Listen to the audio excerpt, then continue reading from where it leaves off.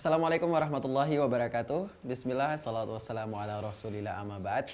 Apa kabar para pemirsa Umat TV? Senang sekali pada kesempatan hari ini saya Ahwan Muruh kembali menjumpai Anda dalam program Manajemen Syariah.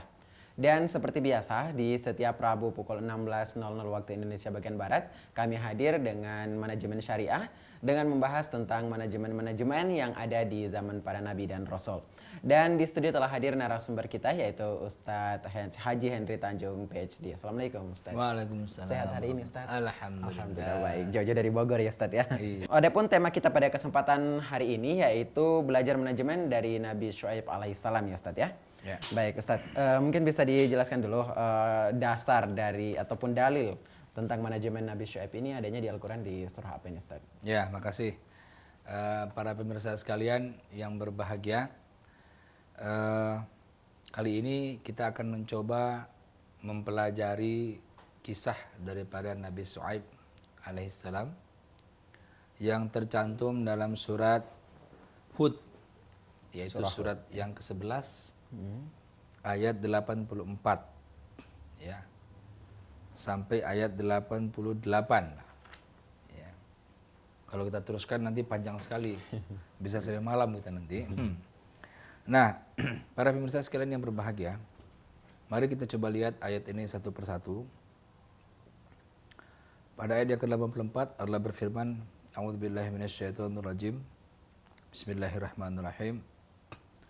Wa ila Madian akhahum Syuaiba, maka kepada penduduk Madian, Kaum Madian ya. kaum Madian, Allah mengutus salah seorang di antara mereka sendiri, ya, saudara mereka sendiri, akhahum, yaitu Syuaib yang bernama Syuaib sebagai nabi. Ya. Jadi ini menandakan bahwa Syuaib itu nabi khusus kepada kaum Madian. Ya, kalau Rasulullah Rasul kepada seluruh alam. Nah, ya. Karena kaum-kaum atau nabi sebelum Rasulullah itu pada kaum-kaumnya diberikan. Di mana Madian ini? Madian ini para pemirsa sekalian itu kalau sekarang kita lihat itu dia terletak di Syria sekarang ini. Syria. Ya, atau dulunya di Syam, sebelah selatan, ya. Dekat atau tidak jauh dari Laut Mati. Ya. Ini adalah tempatnya daripada kaum Madian ini. Nah, diutuslah Nabi kepada kaum Madian yang bernama Syuaib. Qala, maka kemudian Nabi Syuaib berkata, Ya qaumi, wahai kaumku, u'budullah, ya sembahlah Allah. Jadi ajakannya kepada ajakan tauhid. Ya. Semua nabi itu ajakannya adalah tauhid. Jadi tidak benar kalau ada nabi yang mengatakan dirinya Tuhan. Ya. Tapi dia sebagai utusan Allah mengajak kepada tauhid. Malakum min ilahin ghairu, ya. Maka tidak ada Tuhan, ya, selain daripada Allah Subhanahu wa taala, ya. Tidak ada yang disembah menjadi ilah. Ilah itu artinya sesembahan. Ya, ghairuhu, ya, selain daripada Allah Subhanahu wa taala. Jadi ini merupakan ajakan pertama, memurnikan tauhid, tidak syirik, ya. Karena syirik ini merupakan salah satu dosa besar. Ya. Dan hak Allah kepada kita adalah agar kita sebagai manusia tidak menyekutukannya. Ya, itu adalah hak Allah. Nah, bagaimana dengan hak kita sebagai manusia? Maka hak kita adalah Allah tidak mengazab kita selagi kita tidak menyekutukan Allah Subhanahu wa taala. Begitu para pemirsa sekalian yang berbahagia. Ajakan yang kedua adalah wala tangkusul mikyala wal mizan. Janganlah engkau mengurangi, ya, al-mikyal, takaran, wal mizan, dan timbangan. Ya, beda antara takaran dengan timbangan para pemirsa sekalian. Iya. Kalau timbangan itu satuannya berat, kilo, gram, ya, ton, itu timbangan. Tapi kalau takaran itu bisa takaran yang kita berlakukan sehari-hari, apakah itu satu literan ataukah satu mangkuk, ataukah satu mangkok ya, ataukah satu cawan ya. Saya pernah beli jeruk di Pasar Terapung di Kalimantan Selatan itu. Ya, itu beli jeruk itu 1 baskom. Oh, itu baskom. Bukan 1 kilo ya. Itu adalah ukuran apa? Takaran. Ya.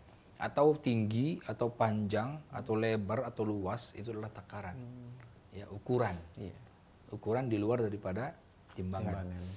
Nah, ajakan yang kedua ini bermakna pada aspek bisnis, aspek dunia. Aspek pertama tadi adalah ajakan kepada tauhid. Ya. Jadi ini Nabi Syuaib ini ajakannya kepada kaumnya 2 hal kalau kita lihat pada ayat 84 ini. Yang pertama adalah kepada tauhid. Yang kedua adalah kepada takaran dan timbangan. Takaran dan timbangan atau dalam aspek bisnis hari-hari. Ya. Inni arakum bi khairin, ya. Sungguhnya aku melihat engkau bi khairin, ya, supaya baik, ya. Wa inni akhafu alaikum adzab yaumin muhit, dan aku takut kalau engkau menyekutukan Allah, aku takut kalau engkau memain-mainkan timbangan, akan ada azab. Ya, yang akan turun kepadamu nanti. Ya, ini ayat yang ke-84. Kemudian ayat yang ke-85 diulangi lagi. Wa ya qaumi, dan wahai kaumku, auful mikyala, penuhilah timbangan itu. Wal mizan, dan takaran. Tadi takaran ya, wal mizan dan timbangan itu bil qist, dengan adil. Ayat 84 jangan kurangi. Mengurangi, ya. Ayat 85 penuhi. Nah, gitu ya. Jadi kira-kira kalau jangan melakukan apa, terus harus melakukan apa? Kira-kira begitu. Ya, inilah indahnya Islam. Baik. Ya. Nah, jadi kalau kita lihat konteks kedua ini bermakna pentingnya aspek bisnis. Baik. Pentingnya aspek muamalah. Bayangkan diulang dalam 2 ayat yang berturut-turut. Baik. Ya. Yang pertama wala tangkusul mikyala wal mizan. Jangan dia, ya. Jadi larangan. Yang kedua perintah. Penuhi. Auful mikyala wal mizan bil qist. Ya, dengan adil. Ya. Nah, dengan adil. Kemudian wala tabkhasun nasa asya'ahum. Ya. Janganlah engkau merugikan manusia sedikit pun akan hak-haknya. Ya. Jadi kalau kita melakukan sesuatu itu dengan mengurangi takaran dan timbangan, maka sesungguhnya kita mengurangi hak orang. Hak orang lain. Ya. Para pemirsa sekalian yang berbahagia, terkadang kita nggak paham, ya, atau terkadang kita lupa bahwasanya ketika kita melakukan pengurangan-pengurangan ukuran tadi, maka sesungguhnya kita mencelakakan orang. Sebagai contoh, ketika ada pemborong disuruh membangun jalan, misalnya ketebalan aspalnya 10 cm misalnya, kemudian dia buat jalan tapi hanya 5 cm ketebalan aspal. Lebih 50% ya Ustaz ya. Ya, misalnya saja ya. Baik. Ini misalnya saja. Ya. Maka tidak lama kemudian akan rusaklah jalan itu. Ya. Nah, rusak jalan, lewatlah pengendara sepeda motor. Ya, terjatuh dia karena rusak jalan. Iya. Dia terjatuh, di belakangnya ada mobil truk. Datanglah, melindaslah dia. Nah, luar biasa. Hanya gara-gara kita mengurangi faktor timbangan, takaran. Subhanallah. Ya. Wala tabkhasun nasa asya'ahum. Ya, janganlah engkau merugikan manusia akan hak-haknya. Haknya kan terugikan. Ya. Terugikan. Jadi kalau di luar negeri kalau ada orang yang pengendara jatuh karena jalannya rusak, itu pemimpin wali kota bisa dituntut. Kenapa ini jalan dibiarkan rusak? Subhanallah. Baik. Ya. Nah, ini tentang yang kedua tadi ya. Tentang penekanan pada yang kedua tadi, yaitu pada aspek bisnis atau muamalah. Begitu ininya Ustaz ya, begitu pentingnya sampai dijelaskan 2 ayat, yaitu yang pertama bagaimana larangan untuk mengurangi, kemudian di ayat 85 tadi bisa diperintah, kemudian disusul dengan larangan lagi karena merugikan hak-hak orang lain ya Ustaz ya. Iya. Kemudian ditutup oleh ujung ayat adalah wala ta'atsau fil ardi mufsidin. Janganlah engkau membuat kerusakan di muka bumi. Jadi orang yang mengurangi timbangan itu orang atau dia mengurangi takaran, pemirsa sekalian, itu dikategorikan orang yang merusak di muka bumi. Muka bumi ini, Masya Allah. Subhanallah, ya. Kelihatannya membangun ya, Iya. membangun jalan, membangun jembatan, tapi sebenarnya dia merusak. Merusak. Ya. Kalau kita lihat ini, wala ta'sal fil ardi mufsidin, dikategorikan sebagai orang yang merusak, ya. Kenapa? Ya tadi itu hak orang akan di apa ya? Banyak orang kecelakaan gara-gara itu. Itu contoh saja yang kecil. Kalau yang besar lagi, wah luar biasa, bangun jembatannya ambruk. Ya. Gara-gara mengurangi takaran.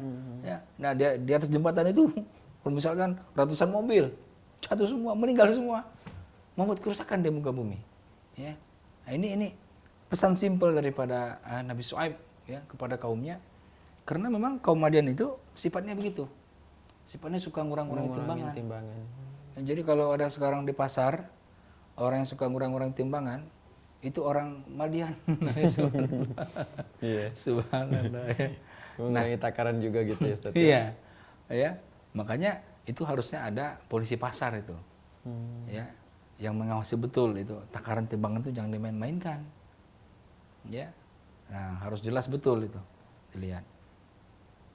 Karena ada beberapa orang juga mungkin menganggap bahwa ini sesuatu yang simple, yang sepele ya, Ustaz ya. Sepele dia ternyata akibatnya wala ta'tha fil ardi mufsidin, dikategorikan orang yang merusak di muka bumi. Subhanallah. Baik. Dan juga mungkin di sini Ustaz, yang ke ayat 85 ini dan 84-85 ini menandakan bahwa pentingnya kita menjaga muamalah ataupun bisnis juga ya, Ustaz. Betul, ya? Betul. Ya, dalam rangka kita memakmurkan bumi, kita harus berbisnis dengan baik. Kalau kita berbisnis dengan tidak baik, itu sama dengan kita merusak bumi. Merusak ya. Baik. Perlu berhati-hati juga karena orang-orang yang mengurangi timbangan ini dan takaran. Tadi seperti yang dijelaskan ke ayat 85 tadi adalah salah satu orang yang membuat kerusakan di muka bumi ini, Ustaz.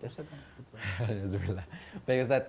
Sepertinya kita harus jeda dulu ini, Ustaz. Oke, ya. Baik, pada para pemirsa Umat TV, sangat menarik ya pembahasan kita tentang manajemen Nabi Syuaib ini yang diambil dalam Al-Quran surah Hud dimulai dari ayat 84. Kami akan segera kembali setelah jeda berikut. Tetaplah bersama kami di Manajemen Syariah.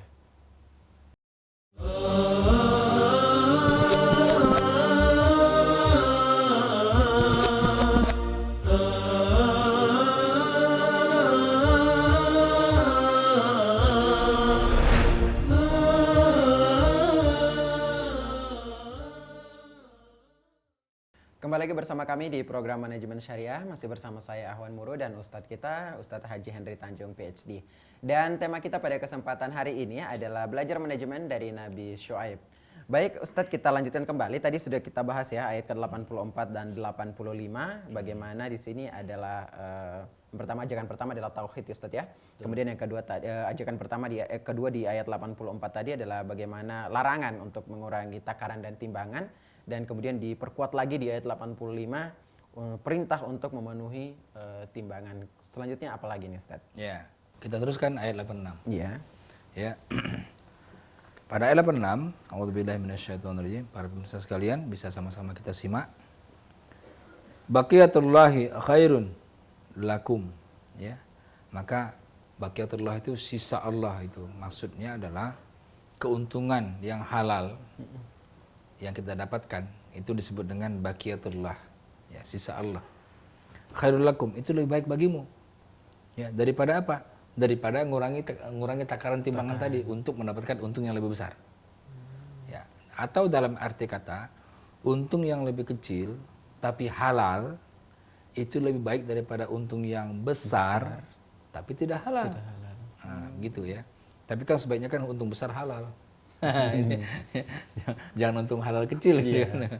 Ya, untung besar tapi halal itu yang paling bagus. Tetapi ketika kita dihadapkan pada dua keadaan, dua pilihan. Ini ada keuntungan yang halal tapi kecil. Ini ada keuntungan yang besar tapi haram. Nah, Allah suruh pilih yang ini.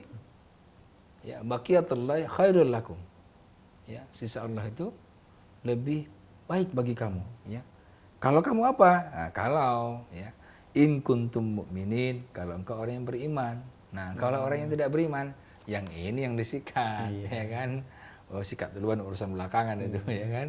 Nah, yang penting mainkan dulu lah ya, untungnya besar dulu dapat, urusan belakangan. Itu orang yang tidak beriman. Tapi kalau orang beriman, dia akan pilih yang halal tadi. Ya, dia penuhi timbangan, dia penuhi takaran, dia dapat untung dari situ. Itulah disebut dengan baqiyatullah. Ya. Ada di situ keberkahan. Berkah itu apa? Bertambah kan? Iya. Berkah itu bertambah. Jadi para pemirsa sekalian, ini merupakan satu statement yang sangat hebat daripada Allah Subhanahu wa taala, bahwasanya halal itu akan membuat pertumbuhan harta kita. Jadi jangan takut, meskipun kecil tapi halal. Allah yang beri harta itu tumbuh. Ya. Tapi kalau misalkan besar tapi haram, ya habis-habis begitu saja. Ya. Nah, wa ma ana alaikum bihafiz, ya. Dan aku ini kepada engkau, ya. Maksudnya Nabi Syuaib berkata kepada kaumnya, aku ini kepada engkau wahai kaumku adalah seorang yang melindungi kamu, memelihara kamu sekalian supaya kamu tidak terjerumus ke dalam jurang maksiat tadi, ya. Supaya tidak tergolong kepada orang yang merusak bumi tadi. Nah, begitu. Ya. Nah, ayat yang ke-87, qalu. Nah, maka apa kata kaumnya? Berkatalah kaumnya, qalu, ya Syuaib, wahai Syuaib, as-salatuka, apakah salat ente itu? Ya. Tak muruka, yang membuat engkau menyuruh kami, ya, anatruka, untuk kami meninggalkan maya budu abauna, apa-apa yang kami sembah daripada bapak-bapak kami dulu sembah. Au annaf'ala fi amwalina ma nasya, atau apakah salat ente tadi yang nyuruh kami itu untuk meninggalkan, mengurangi takaran timbangan tadi. Ya. Nah, innaka la antal halimur rasyid, sesungguhnya engkau dalam pandangan kami santun dan cerdas. Nah, ya. Ini bukan bahasa sebenarnya. Inilah bahasa ejekan. Ya. Karena ketika di dalam tafsir ini, ya, ini tafsir Sofatut Tafasir, di dalam tafsir ini itu dijelaskan ketika Nabi Syuaib itu sholat, ya, mereka apa? Ya, tadohaku, mereka saling tertawa, menertawain, ngejek, ngolok gitu. Ngolok, ya. Apakah sholat ente ini kemudian nyuruh kami untuk meninggalkan berhala, dan nyuruh kami untuk meninggalkan ngurangi takaran timbangan tadi. Gitu ya. Oh, ente cerdas amat ente, gitu, kira-kira gitulah. Ejekan ini. Kalimat ejekan, ya. Kalimat ejekan, ya. Jadi dalam bahasa Al-Qur'an itu ada bahasa sastra yang sangat tinggi. Ya. Ini kalau innaka la antal halimur rasyid, ini kalau ditempelkan pada Allah, ini adalah maknanya yang luar biasa. Ya. Halim, lembut, rasyid, cerdas kan. Cerdas. Tetapi ketika ini ditempelkan pada satu jawaban kaum Madian kepada Nabi Syuaib yang bernada mengejek, ini berarti tambah ejekan. Ya. Nah, apakah sholat Anda yang nyuruh kami begini? Ya. Nah, bagaimana reaksi Nabi Syuaib ketika mendapat ejekan seperti itu? Nah, ini yang luar biasa. Pada ayat 88 kita lihat. Ya, selanjutnya. Qala, maka berkata Nabi Syuaib, ya qaumi, wahai kaumku, ara'aitum, bagaimana pendapat engkau sekalian, in kuntu, ya, sekiranya aku ala bayyinatin, aku mendapatkan apa? Bayyinah, keterangan, ya, penjelasan mir rabbi, daripada Tuhanku. Ma makna, apa artinya? Artinya adalah bagaimana pendapatmu, Nabi Syuaib mengatakan kepada kaumnya, kalau seandainya aku ini benar-benar nabi. Nah, bahasanya begitu tuh. Iya. Ente kan ngejek nih. Iya. Nah, gimana pendapat ente kalau aku bisa buktikan aku nabi? Ya. Jadi malah dia minta pendapat. Ya. Mesti berdiplomasi juga. Berdiplomasi tuh. Hebat ya. Jadi sudah diejek, sudah dicemooh begitu. Malah berdiplomasi. gimana pendapat Anda, pendapat kalian semua? Kalau aku bisa buktikan aku ini nabi. Ya. Yang kedua, warzaqani minhu rizqan hasanah. Ya. Dan bagaimana pendapat kalian kalau Allah memberikan aku rezeki yang banyak? Artinya katsirul mal. Harta banyak. Harta yang banyak. Bagaimana pendapat kalian? Ya. Nah, barulah dia menjelaskan apa visi misinya. Apa visi misinya? Wa ma uridu, ya, tidaklah aku bermaksud an ukhalifakum ila ma anhakum anhu, ya, untuk menyalahi kamu, untuk melarang kamu daripada berbuat seperti itu. Tidaklah. In uridu, tapi maksudku hanya ini. Apa itu? Al-islah, untuk kebaikan. Aku tuh cuma ingin engkaunya berbuat baik saja, kebaikan. Enggak ada maksudku macam-macam. Ya. Tapi aku ingin mengadakan perbaikan. Mas tato tuh selagi aku sanggup. Nah, atau semampu aku, gitu ya. Jadi kalau di luar kemampuannya ya dia nggak bisa atau ya, bukan kemampuannya lah gitu kira-kira ya. In uridu illa al-islah mastato'. Ya. Yang aku inginkan ya sebenarnya aku bermaksud untuk membuat perbaikan selagi aku mampu, semampukulah aku berbuat sesuatu. Ya. Kemudian wa ma taufiqi illa billah. Ya. Tidak ada petunjuk selain daripada petunjuk Allah. Artinya apa? Aku minta petunjuk daripada Allah Subhanahu wa taala. Alaihi tawakkaltu, kepadanya lah aku bertawakal. Wa ilaihi unib, kepadanya lah aku kembali. Ya. Nah, para pemirsa sekalian yang berbahagia, inilah kehebatan diplomasi. Inilah kehebatan diplomasi daripada Nabi Syuaib alaihissalam. Ketika sudah diolok-olokkan, diejek ya oleh kaumnya, maka pertama dia ajak apa? Pertama yang jelas dari kata-kata ini, pertama dia tidak emosian. Iya. Tidak langsung dibalas. Enggak langsung dengan dibalas. ejekan juga ya. Ejekan juga enggak. Ya. Dia tidak emosian. Yang kedua mungkin dia tidak pundungan. Ya, pundungan itu apa? Patah arang. Ya. Nah, patah arang itu kalau apa? Kalau kita sudah digitukan aja kita pergi aja. Gitu. Ya. Udahlah kalau nggak udah pergi aja kan gitu. Ya. Kayak dulu apa? Nabi Yunus ya. Pergi ditinggalkan kaumnya kan, akhirnya dia dihukum sama Allah gitu kan. Nah, ditelan sama ikan. Jadi kalau kita lihat ini konteks daripada Nabi Syuaib ini, para pemirsa sekalian yang berbahagia, ini adalah merupakan sosok Nabi yang sangat pandai dalam berdiplomasi, yang sangat pandai dalam berbicara. Sehingga Nabi Syuaib ini diberi gelar adalah Khatibul Anbiya. Ya, khatibnya para nabi. Ya, bayangkan, para nabi aja tuh sudah jago-jago lah kalau untuk bicara. Semuanya orator ya. Semuanya orator ya, kecuali Nabi Musa. Ya, karena udah terbakar ketika dia kecil. Ya. Makanya dia minta Nabi Harun untuk menjelaskan apa yang dia maksudkan, karena agak cadel gitu ya.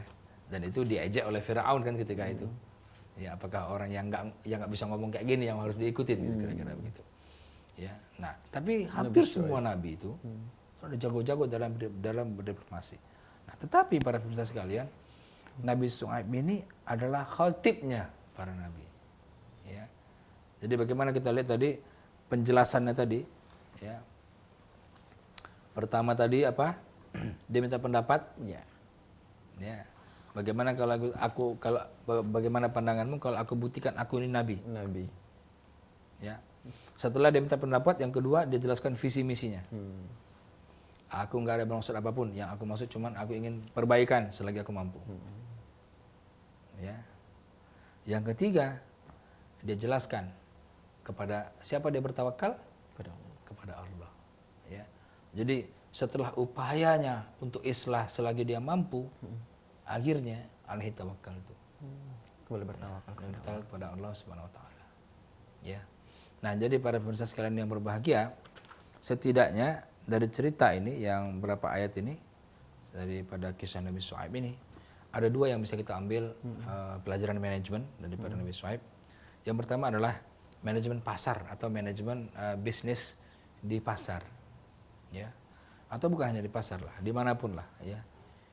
Konteks manajemen bisnis ini kita perlu, ya, menekankan kepada semua orang yang terlibat dalam bisnis untuk auful mikyal wal mizan, untuk menyempurnakan takaran dan timbangan.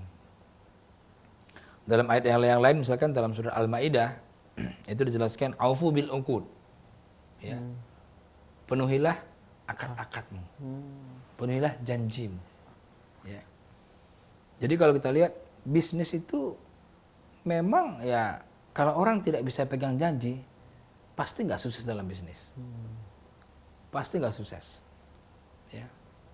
Karena orang yang sukses itu adalah orang yang pegang janji.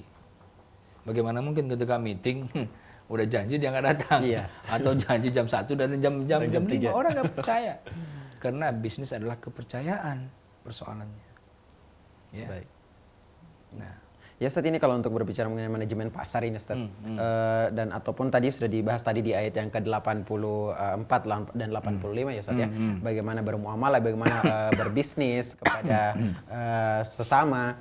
Ini Ustadz, kira-kira hal-hal apa yang perlu diperhatikan ini Ustadz untuk penerapannya dalam kondisi saat ini? pertama akad.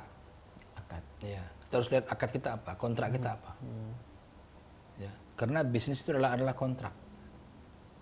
Ya, transaksi. Ya. Apa? Akadnya apa? Itu yang harus dilihat. Makanya di dalam akad itu kita harus detail. Nah, ya. Nah, kadang-kadang kelemahan juga, kadang-kadang kawan-kawan kita ini kalau berakad itu nggak mau detail-detail. Ah, udahlah percayalah, nggak bisa gitu. Ya. Ah, udahlah gimana jadinya? Itu yang buat perselisihan. Ya, makanya diatur dalam pasal-pasal. Pasal 1 pekerjaannya apa, pasal 2 ininya, pasal 3 haknya apa, pasal 4 haknya, pasal 5. Pasal terakhir baru ketika terjadi perselisihan misalnya, baru kemudian diajak musyawarah. Tapi semuanya dikunci dulu. Diperjelas dulu ya Ustadz. Perjelas dulu. Ya, kalau mau mengerjakan barang itu apa yang dikerjakan, berapa speknya, berapa ukurannya. Ya. Ya tadi seperti tadi tuh ya. Karena jangan sampai terjadi kayak takarannya mungkin yang tidak sesuai atau timbangannya tidak sesuai, itu bagaimana? Iya, itu. Ya. Nah, kadang-kadang kan orang kan bermain di situ. Padahal kalaupun misalkan jujur saja, itu sudah untung. Ya, saya punya kawan itu adalah pengusaha kontraktor, orangnya jujur ya, sudah almarhum. Ya. Dia bilang kepada saya, Pak Henry, kalau saya jujur saja, saya udah untung Pak. Ngapain saya harus main-mainkan timbangan, curang-curang itu? Terus saya tanya, gimana dengan kawan-kawan Anda, kawan-kawan Bapak yang curang-curang itu? Mereka untungnya kurang besar, kurang besar untungnya. Itulah sudah tamak. Udah udah greedy ya. Greedy itu apa? Rakus. Banyak kurang banyak. Ya. Para pemirsa sekalian, itu karena apa? Karena orang itu udah cinta pada dunia, takut mati sudah. Dia pikirnya dunia ini akan selama-lamanya bagi dia. Ya. Sehingga tamak Ustadz. Sehingga tamak itu muncul. Kalau bisa dunia ini kasih sama dia semua. Nggak akan cukup juga. Ya. Karena manusia tidak akan pernah merasa puas ya Ustadz, ya, kalau untuk urusan dunia. Iya. Jadi termasuk inilah yang jadi persoalan sebenarnya. Bagaimana takaran timbangan itu dipenuhi saja. Karena ini menjadi high cost ekonomi dalam bahasanya ya. Dalam bahasa ekonomi pembangunan, ini menjadi high cost ekonomi. Ketika apa? Ketika suatu proyek dikerjakan berulang-ulang. Yang tadinya cukup 100 gara-gara dikerjakan 50 berulang-ulang. Ini kan berbahaya. Ya. Baik Ustadz. Ya. Dan kalau boleh ini Ustadz, berarti di zaman di kaum Ahmadian ini Ustadz adalah kaum yang sangat terkenal mungkin Ustadz, ya, dengan kecurangan timbangan dan takaran ini Ustadz, ya? Bukan hanya itu. Ini kaum Ahmadian ini juga keterlaluan. Kaum Ahmadian ini, coba nanti kita lihat surat Al-A'raf ya. Al-A'raf ayat 87 ya. Ini kebiasaan orang-orang kaum Ahmadian ini, selain dia main-main timbangan ini, itu kebiasaannya kalau orang kita sekarang bilang begal. Begal ya Ustaz ya. Jadi dalam ayat itu dijelaskan, dalam surat Al-Araf itu dijelaskan, mereka itu selalu kerjaannya duduk-duduk di jalan raya, mengganggu orang yang lewat, merampok ataupun mencuri. Orang yang lewat itu sudah begal kan? Orang lewat. Saat ini begal ya Ustaz saat yang ini namanya. begal Ya? gitu. Jadi kalau begal itu komadiannya dulu. Pengikut komedian ya Ustaz ya. Iya. Baik Ustaz, kita tahan dulu Ustaz. Baik, kami akan kembali setelah jeda berikut. Tetaplah bersama kami di Manajemen Syariah.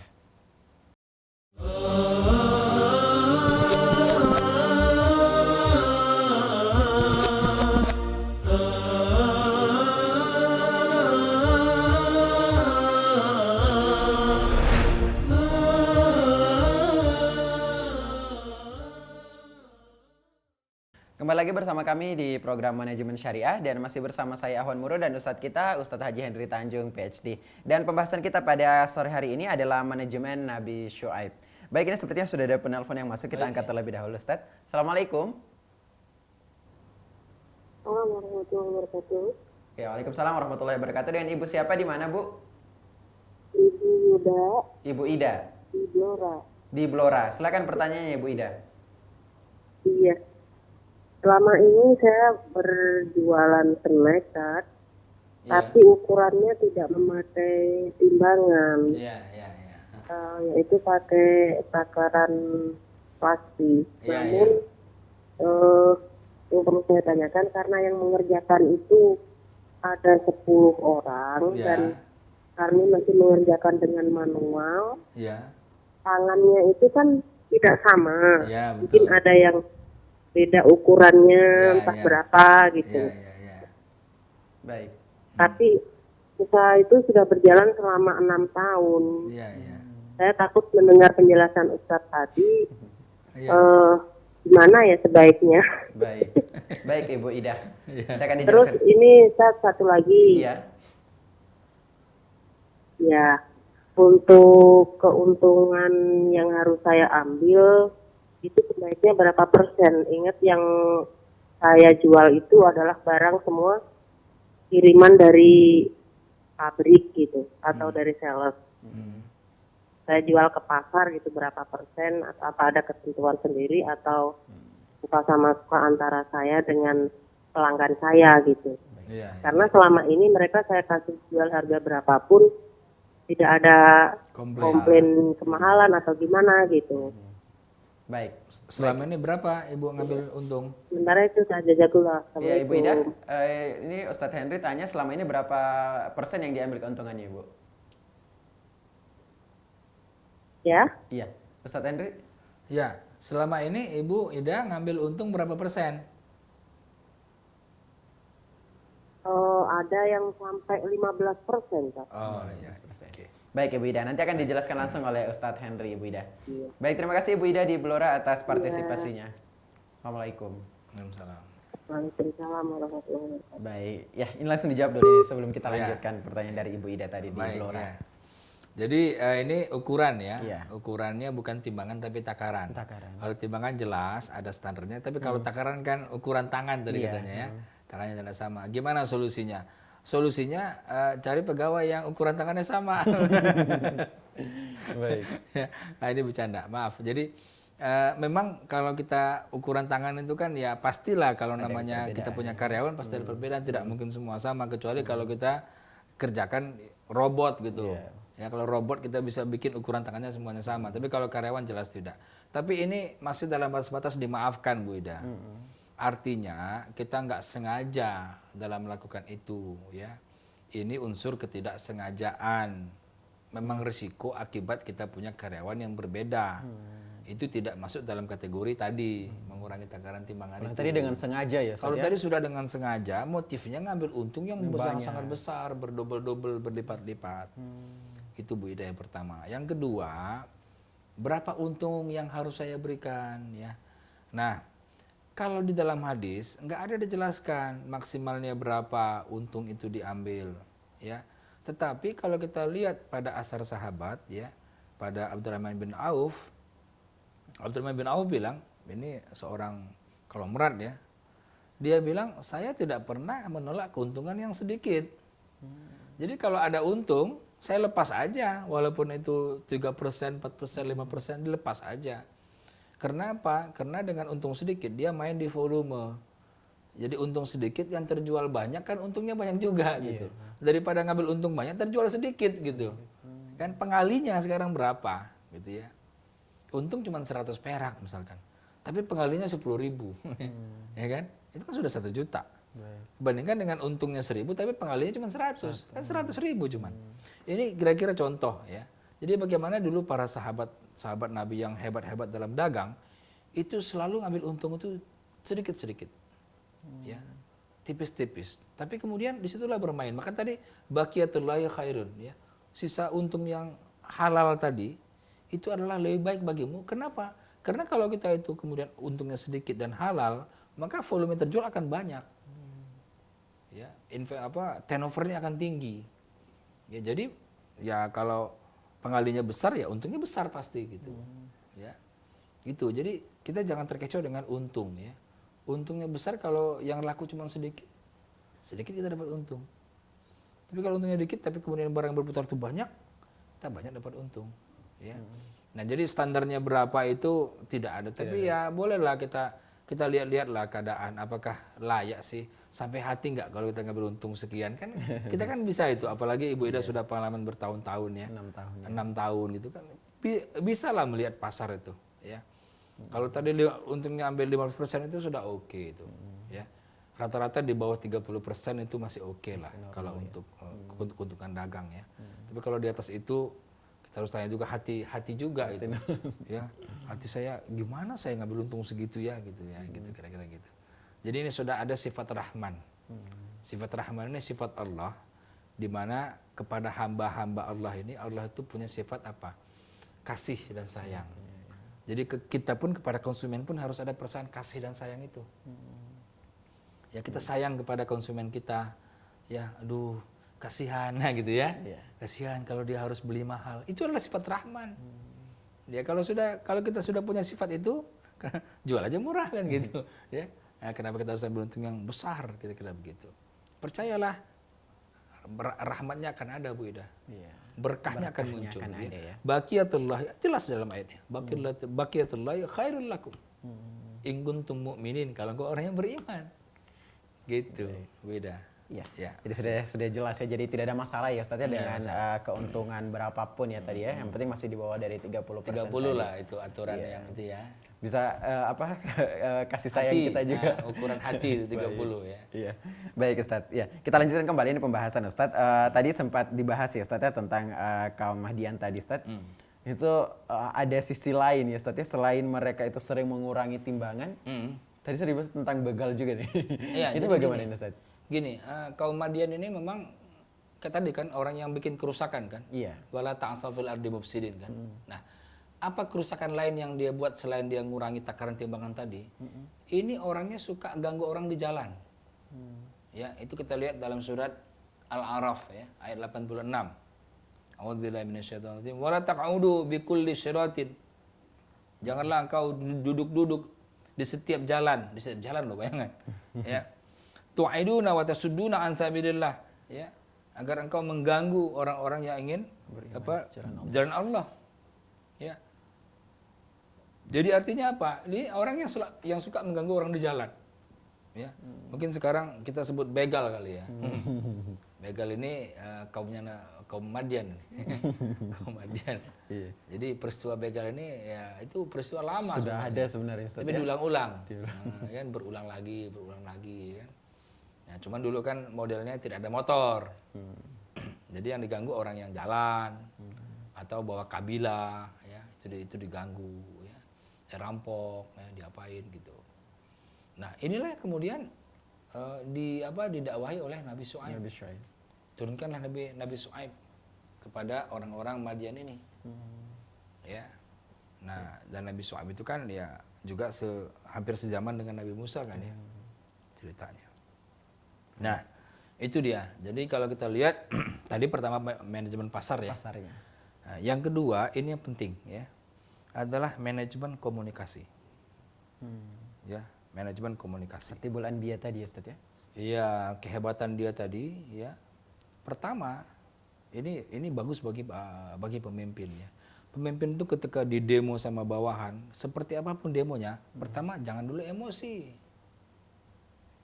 Jangan dulu pundungan. Pundungan itu apa ya istilahnya ya, patah arang gitu loh, ya. Nah, tidak, tapi apa? Bila perlu orang yang demo tadi, orang yang unjuk rasa tadi dipanggil, jelaskan, diplomasi. Nah, gitu bahasanya. Diplomasi, ya. Kemudian setelah diplomasi dijelaskan maksud tujuannya apa, visi misinya apa. Ya. Nah, setelah itu barulah kemudian dijelaskan apa namanya? Landasan visi misi itu adalah untuk kebaikan. Ya. Jadi itu kan penting sebenarnya, menjelaskan apa yang saya lakukan ini adalah untuk kebaikan. Kalaupun kurang di sana sini wajarlah. Ya, tidak ada kebijakan yang menyenangkan semua orang. Ya. Kalau ada kebijakan yang menyenangkan semua orang, sebenarnya itu adalah kebijakan yang tidak mengenakan semua orang. Iya. Kebijakan itu selalu begitu. Akan ada orang-orang tertentu yang merasa dia tidak pas di situ. Tapi itulah harga sebuah kebijakan. Kita harus memberikan apa? Diplomasi. Ya, apa yang saya lakukan tidak ada tujuan lain kecuali islah. Kebaikan. Ya, selama aku sesanggupnya aku lah. Aku sanggup, aku buat. Nah, gitu kira-kira gitu. Kalau nggak sanggup ya sudah. Ya. Tetapi para pemirsa sekalian, yang paling mulia adalah akhirnya. Ya, akhirnya. Jadi apapun yang kita lakukan dalam konteks manajemen, dalam konteks perbaikan, tetap kita kembalikan kepada Allah Subhanahu Wa Taala. Kepada Alaihi Tawakkaltu. Barulah kita bertawakal. Itu, Pak Awan. Iya. Baik Ustaz, iya cukup menarik juga nih Ustaz tadi mengenai Nabi Syuaib tadi ya, di mana dia ketika diejek, dijelek-jelekan, diejek sama warganya, bahkan selalu diganggu sama warganya. Tetapi satu hal yang menarik di sini Ustaz, bahwa dia selalu mengajukan diplomasi ya Ustaz ya. Diplomasi. Bisa ini Ustaz, diplomasi yang sampai terkenal dengan diplomasinya sampai dikatakan Khatibul Anbiya tadi Ustaz ya. Baik. Ini juga untuk kembali ke manajemen pasar juga tadi Ustaz. Kira-kira manajemen pasar ataupun manajemen yang diterapkan Nabi Syuaib pada zaman dulu, kira-kira yang cocok untuk saat ini, yang istilahnya yang masih bisa, yang penerapan saat ini seperti apa ini Ustaz? Ini sangat luas ya. Walaupun itu ukurannya takaran sama timbangan, tapi ini meliputi semua ukuran. Gitu. Ya, ini meliputi semua ukuran para pemirsa sekalian. Jadi kalau kita bicara timbangan itu kan jelas ya, berat ya. Yang bisa kita timbang, kalau kita beli gula kita bisa timbang, itu namanya timbangan. Tapi kalau takaran ini semua, aspek semua ini. Ya. Kalau dalam bahasa kita itu spesifikasi lah, speknya. Kita mau bangun rumah seperti apa? Itu namanya takaran. Kita membangun jalan, speknya seperti apa? Itu namanya takaran. Kita bangun jembatan, speknya seperti apa? Takaran. Ya, kita mau bikin kontrak kerja, seperti apa akadnya? Itu namanya takaran. Jadi kalau walaupun bahasanya cuma takaran sama timbangan, jangan kita mikir cuma takaran itu tinggi, ya lebar, tidak begitu ya. Takaran itu adalah apa yang akan diukur. Apa yang akan diukur. Ya. Jadi para pemirsa sekalian, ini ajaran Nabi Syuaib ini adalah meliputi seluruh bisnis kita pada hari ini. Ya. Apapun modelnya, kita tidak boleh mengurang-ngurangi. Ya, kita harus penuhi. Kenapa? Kalau kita kurang-kurangi, kita tergolong pada orang yang merusak bumi tadi. Meskipun kelihatannya kita membangun sekolah misalnya. Bayangkan kita bangun sekolah, begitu muridnya masuk ambruk. Meninggal muridnya. Pernah kan kejadian itu di TV? Ya. Belum pun diresmikan sekolahnya. Ketika mau diresmikan ambruk gitu. Ya. Ini untung tidak ada muridnya di situ gitu ya. Tapi bayangkan kalau ada muridnya, diresmikan, oke lah masuk pejabat, ya kan, terus besoknya murid sekolah ambruk gitu. Apa yang terjadi? Ya. Nah, jadi kelihatannya membangun tapi merusak bumi. Hak-hak orang lain juga terkurangi ya Ustaz ya. Terambil. Baik. Ya Ustadz, ini ada pertanyaan lagi nih, Ustadz. Dari ini tidak ada namanya ini. Ustadz, mana yang utama sebenarnya, membayar utang atau bersedekah? Apa boleh meminjamkan uang untuk menolong saudara kita untuk modal usaha dengan cara meminjam lagi dari lembaga keuangan dengan jaminan sertifikat rumah? Boleh. Itu namanya berbuat kebaikan, boleh. Baik. Kemudian tadi untuk membayar utang atau bersedekah, mana yang utama ini, Ustadz? Bayar utang. Bayar utang dulu. Bayar utang dulu, itu kewajiban. Sedekah itu sunnah. Mana? Jadi wajib itu tidak boleh dikalahkan oleh yang sunnah. Bayar utang ya wajib, itu dulu bayar, baru bersedekah gitu kan. Sedekah selanjutnya ya setelah utang lunas. Jangan utang terus untuk apa? Utangnya untuk sedekah ya aneh juga gitu kan. Gitu. Iya, kemudian tadi Ustadz untuk menolong saudara tadi Ustadz, ini pertimbangannya dengan cara kita yang berkorban Ustadz untuk menjaminkan sertifikat rumah dengan Ya menjaminkan boleh, tidak ada itu kan isar namanya. Isar kan. Berkorban demi orang lain meskipun tidak butuh, itu isar. Itu pahala yang tertinggi dalam Islam. Masya Allah. Isar namanya. Jadi Boleh. tidak ada masalah Ustadz. Bagus, sangat dianjurkan. Ya. Saya yakin nanti kalau sudah begitu saudaranya akan sangat cinta kepada dia. Masya Allah. Sangat sertifikat ya, kenapa sertifikat rumahnya dikorbankan? Gitu. Ya kan? Itu. Baik. Iya, Ustadz, sebagai penutup ini pertemuan kita hari ini, Ustadz, kira-kira manajemen dari Nabi Syuaib ini apa ya kira-kira yang bisa disimpulkan, Ustadz? Ya, jadi ini adalah suatu manajemen yang sangat modern dalam bisnis. Ya, artinya ketika hari ini kita bicara bisnis dengan segala aspek, persoalannya cuma satu, ya, apakah kita jujur atau tidak dalam kita menangani kontrak-kontrak yang sudah kita buat. Ya, berapa banyak kerusakan-kerusakan yang terjadi itu gara-gara kita tidak jujur dalam mengelola bisnis yang kita buat. Ya. Nah, oleh karena itu maka ini himbauan saya kepada para pemirsa sekalian, yang utamanya pedagang ya ataupun pebisnis ya. Marilah kita ikuti ajaran Nabi Syuaib ini. Kita penuhilah takaran itu. Ya, kita penuhilah timbangan itu. Ya. Yakinlah Allah katakan, ini firman Allah. Allah tidak mungkin bohong. Allah katakan baqiyatullahi khairul lakum. Sisa Allah itu lebih baik bagi kamu sekalian. In kuntum mu'minin, ya, kalau engkau orang yang beriman. Ya. Inilah sebagai close statement, ya. Insyaallah kalau kita sama-sama ya menyebarkan ide ini dan semua pebisnis melakukan hal yang sama, insyaallah bumi ini insyaallah makmur lah, insyaallah. Dengan jujur juga Allah akan menambahkan berkah ya. Allah akan berikan berkah. Allah akan berkah terus. Allah akan buka berkah dari langit, dari bumi, akan berikan semua berkah. Yang penting harus jujur ya Ustadz ya. Jujur itu susah. Baik Ustadz, terima kasih Ustadz atas penjelasannya hari ini, jazakumullah khair, dan insya Allah pekan depan kita masih akan lanjutin ya Ustadz ya untuk membahas bagaimana manajemen Nabi dan Rasul yang lainnya. Baik para pemirsa Umat TV, kami ucapkan syukran jazakumullah khairan juga kepada Anda yang telah menyaksikan kami dan telah berpartisipasi dalam manajemen syariah kali ini. Dan insya Allah kita akan bertemu kembali pekan depan dengan membahas manajemen dari Nabi dan Rasul lainnya. Baik, terima kasih atas perhatian Anda pada kesempatan sore hari ini. Mohon maaf jika ada kekurangan. Kami ucapkan subhanakallahumma bihamdik asyhadu an la ilaha anta astaghfiruka wa atubu ilaik. Wassalamualaikum warahmatullahi wabarakatuh. Waalaikumsalam. Jazakallahu khairan atas waktunya hari ini.